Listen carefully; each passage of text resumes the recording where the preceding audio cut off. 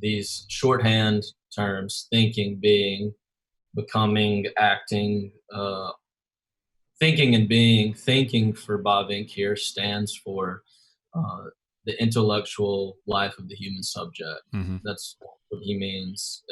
And being stands for existence outside the subject. So any object in the world that can be known, that's what he means by being. Thinking is the process of consciousness and intellectual processing, the world of representations in the human mind.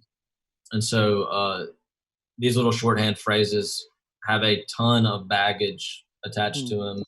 They're largely being picked up from in conversation with the thought life of Immanuel Kant. Mm-hmm. To be sure, this is Gray's area of particular enjoyment, I think. So he might.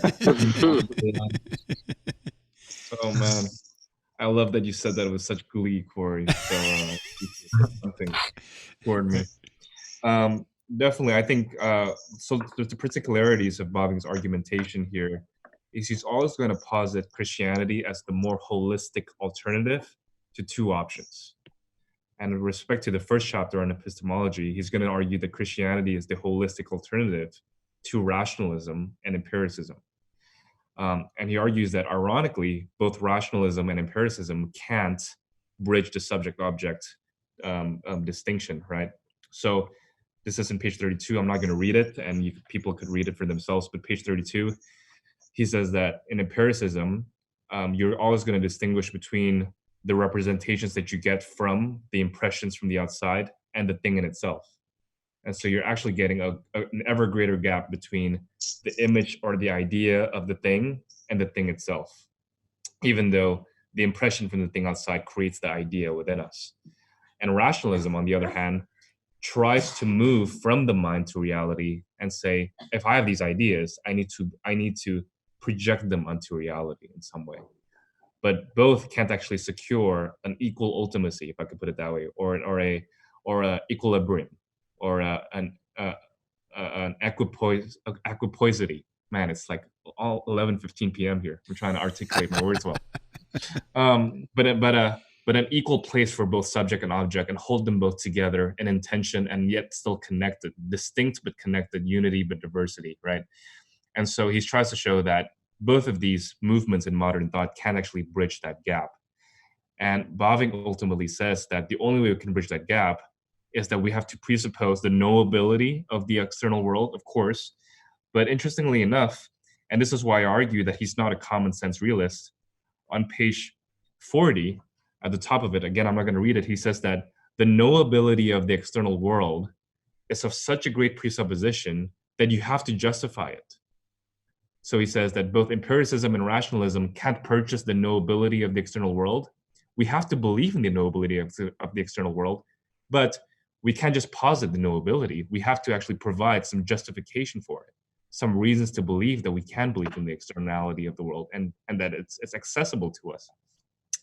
And so in the rest of the chapter, I think he appeals to at least three doctrines to justify why it is that the world is knowable to the subject, and then subject and object can be held together, distinct but still united.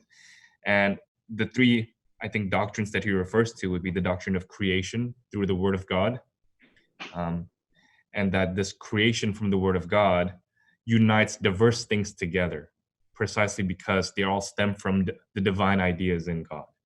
So the divine ideas hold natural and supernatural things together, and therefore in creation, we're going to see both spiritual things and material things come together, even the way we know things. So creation is in there, divine ideas, and it's, I think, a Reformed Orthodox doctrine of divine ideas that you see in the Reformed scholastics. He's going to quote Johann Alstedt there. And also at the same time, I think this organic decree that binds all things in history, particulars and universals, individuals, the subject and the object together. So again, page 51, I will read this one. He says there, it is the same divine wisdom that created the world organically into a connected whole and planted in us the urge of a unified worldview. If this is possible, it can only be explained on the basis of the claim that the world is an organism and has first been thought of as such. only then do philosophy and worldview have a right and ground of existence, as it is also on this high point of knowledge that subject and object harmonize, as the reason within us corresponds with the principia of all being and knowing.